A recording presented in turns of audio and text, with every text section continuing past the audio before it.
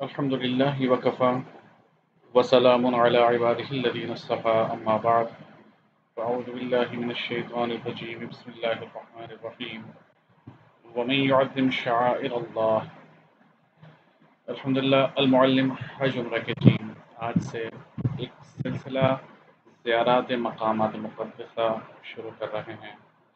دعا ہے اس سلسلے کو قبولیت عام اور تامہ حاصل ہو۔ اس سلسلے کو شروع کرنے سے پہلے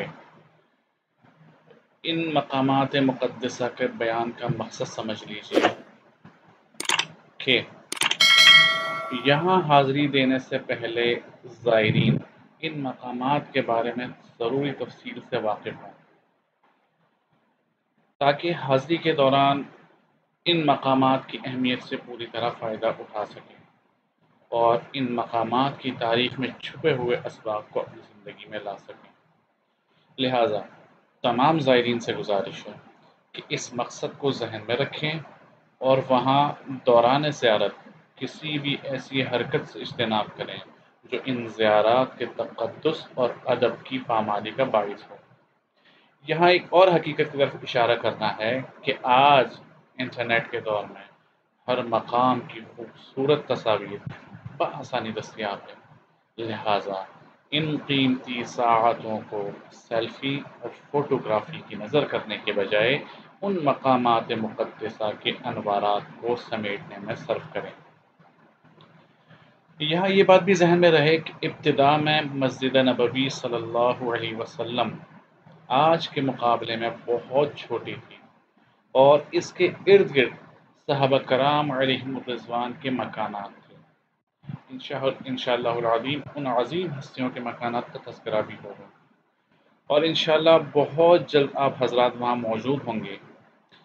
یہ مسجد دنیا کے مقدس ترین مقامات میں سے ایک ہے اور اپنے اندر انسانی تاریخ کی بے مثال قربانیاں سمیٹے ہوئے ہیں۔ اور جیسے کہ بیان کیا کہ عہد نبوی صلی اللہ علیہ وسلم میں یہ بہت چھوٹی تھی اور مختلف ادوار میں اس کی توسیع کی گئی، جس کی وجہ سے صحابہ کرام رضوان اللہ علیہم اجمعین کے مکانات اور دیگر اہم مقامات اب مسجد نبوی کا حصہ بن گئے ہیں۔ لیکن ہر توسیع کرنے والے نے ان مقامات کی وضاحت کے لیے مختلف علامات کے ذریعے ان مقامات کو ہمیشہ کے لیے محفوظ کر دیا، کہیں اس جگہ کے نام کے ذریعے، کہیں کسی اور علامات کے ذریعے۔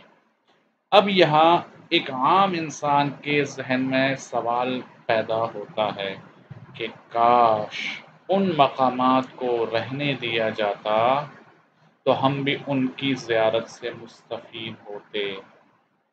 لیکن یہ بات بھی قابل غور ہے کہ اگر ایسا ہوتا تو آج کل دنیا بھر سے آنے والے مسلمانوں کو کس طرح موقع ملتا کہ وہ یہاں کی قیمتی ساعتوں سے مستفید ہو سکیں۔ اور یہ سوال تو ایک عام انسان کے ذہن کا ہے، لیکن اہل دل کی نگاہ تو کہیں اور ہی ہے۔ جیسا کہ حضرت سعید بن مسیب رحمۃ اللہ علیہ سے منقول ہے کہ جب ان کو معلوم ہوا کہ ازواج مطہرات رضی اللہ عنہن کے مکانات گرا دیے گئے تو حسرت سے کہنے لگے کہ اللہ کی قسم میری آرزو تھی کہ ان مکانوں کو ان کے حال پر چھوڑ دیا جاتا تاکہ مدینے کی نئی نسل آتی یا باہر سے کوئی آنے والا آتا تو دیکھتا کہ رسول اللہ صلی اللہ علیہ وسلم نے کس تھوڑی مقدار پر قناعت کی، جس کا فائدہ یہ ہوتا کہ اونچی اونچی عمارتوں پر فخر کرنے سے لوگ گریز کرتے۔ تو یہ کچھ ابتدائی باتیں، اس کے بعد ہم آج کی زیارت پر آتے ہیں۔ جیسا کہ میں نے عرض کیا کہ یہ مسجد ابتدا میں بہت چھوٹی تھی۔ پہلی ہجری میں مدینہ طیبہ میں جب نبی کریم صلی اللہ علیہ وسلم تشریف لائے اور آپ صلی اللہ علیہ وسلم نے مسجد نبوی کا سنگ بنیاد رکھا اپنے دست مبارک سے، تو اس کی لمبائی اس وقت 70 بائی 60 ذراع تھی۔ لہٰذا جس مسجد سے اسلام کا نور پوری دنیا کے ظلمت کدا کو نور اسلام اور نور ہدایت سے منور کر دیا گیا، اس کی لمبائی چوڑائی 30 بائی 35 گز تھی۔ اس کی بنیاد 1.5 گز گہری پتھروں سے چنی گئی، جبکہ دیواریں کچی اینٹوں سے تیار کی گئی۔ چھت کو کھجور کی شاخوں سے مزین کیا گیا اور مسجد کی 3 صفیں تھی۔ ہر صف میں 6 ستون اور ہر ستون کا باہمی فاصلہ تقریباً 3 بائی 4 گز تھا، جبکہ اس مسجد میں کل 18 ستون تھے۔ اس تصویر کو زوم کر کے بھی دکھایا گیا ہے اس ستون کو۔ اور چھت کی اونچائی تقریباً 7.5 فٹ تھی، جس کو اس ستون کے اوپر ان پتیوں سے واضح کیا گیا ہے اس اونچائی کو۔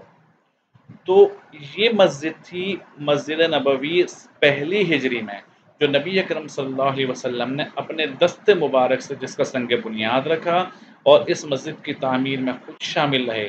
تو یہ ایک چھوٹی سی مسجد 30 بائی 35 گز کی کل 3 صفوں کی مسجد، جہاں سے پوری دنیا میں نور اسلام پھیلا۔ اسی طرح جب اسلام کا نور دن بدن پھیلتا گیا تو لہٰذا مسجد نبوی تنگ ہونے لگی۔ تو غزوہ خیبر سے واپسی پر سن 7 ہجری میں مسجد نبوی کی تعمیر ثانی، دوسری تعمیر کی گئی۔ یہ بھی نبی اکرم صلی اللہ علیہ وسلم کی موجودگی میں ہوئی تعمیر۔ اس تعمیر کے لیے پہلی مسجد کو شہید کر کے توسیع کے لیے از سر نو مسجد نبوی کی بنیاد رکھی گئی۔ علامہ سمہودی رحمۃ اللہ علیہ فرماتے ہیں کہ تعمیر ثانی کے بعد مسجد کی لمبائی اور چوڑائی جو پہلے 30 بائی 35 گز تھی، اب وہ 100 بائی 100 گز ہو گئی، بڑی مسجد کر دی گئی۔ پہلی ہجری کی تعمیر میں چھت کی اونچائی 7.5 فٹ تھی، جیسے کہ اس تصویر میں واضح ہے۔ اس ستون میں اس کو بڑھا کر 10.5 فٹ بلند کر دیا گیا، جیسے کہ اس تصویر میں واضح ہے۔ تو پرانی اونچائی کو نیچے پھول پتیوں سے واضح کیا گیا اور نئی جو اونچائی ہے تقریباً 10.5 فٹ، اس کو ان نشانات سے واضح کیا گیا۔ یعنی پہلی تعمیر جو مسجد نبوی کی پہلی ہجری میں ہوئی، اس کی اونچائی 7.5 فٹ، بعد میں 7 ہجری میں جب تعمیر دوبارہ کی گئی تو اونچائی بڑھا دی گئی اور اس کو 10.5 فٹ تک لایا گیا، جس کے نشان پوری مسجد نبوی میں پرانی حصے میں اس طرح واضح ہے۔ اب سوال یہ ہوتا ہے کہ کیا آج کا حاجی یا آج کا عمرہ کرنے والا اس مسجد کو دیکھ سکتا ہے؟ کیا وہاں جا کر نماز ادا کر سکتا ہے؟ جی بالکل کر سکتا ہے، بشرطے کہ اس مسجد اس احاطے کی نشاندہی اس کو ہو۔ نشانات تو میں نے آپ کو بتا دیے کہ کس طرح نشانات ہیں، کیا نشانات ہیں۔ ساتھ میں ایک مزید واضح نشان ذہن میں رکھیں کہ 7 ہجری میں تعمیر کی گئی مسجد کے حدود کو محفوظ کرنے کے لیے 11 ستون جنوب سے شمال اور 9 ستون مغرب سے مشرق کی جانب قائم کر دیے گئے، جس کے اوپر حد مسجد نبی علیہ السلام یعنی کہ مسجد نبوی کی حدود سن 7 ہجری میں جو تھی وہ نشاندہی کر دی گئی ان ستونوں پر۔ یہ دیکھیں تمام ستون آپ کو نظر آ رہے ہیں، جب آپ اندر جائیں گے ریاض الجنہ کی طرف آپ کو یہ ستون نظر آئیں گے، بالکل الگ ستون ہے۔ ان ستونوں کے اوپر اس طرح سے دیکھیں، زوم کیا گیا اس تصویر کو، اس طرح سے لکھا گیا ہے۔ تو جو چاہتا ہے کہ وہ اس مسجد میں اس احاطے میں جا کر نماز پڑھے جس احاطے کو نبی اکرم صلی اللہ علیہ وسلم نے اور صحابہ کرام علیہم الرضوان نے تعمیر کیا، تو 2 دفعہ تعمیر ہوا۔ ایک مرتبہ چھوٹی مسجد بنائی گئی، اگلی مرتبہ اس کو بڑا کر کے 100 بائی 100 گز کا کیا گیا۔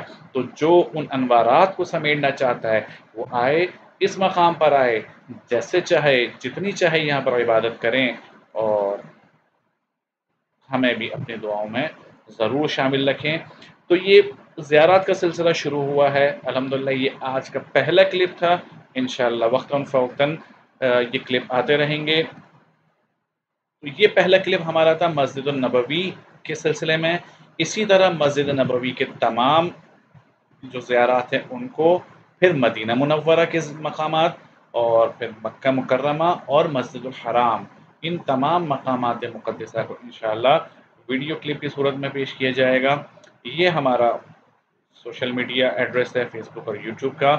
اس کے علاوہ ایک گروپ واٹس ایپ گروپ ہوتا ہے ہمارا، جس پر ہم حج عمرہ پر جانے والے لوگوں کو جو مسائل درپیش ہوتے ہیں ان کے متعلق جواب دیا جاتا ہے۔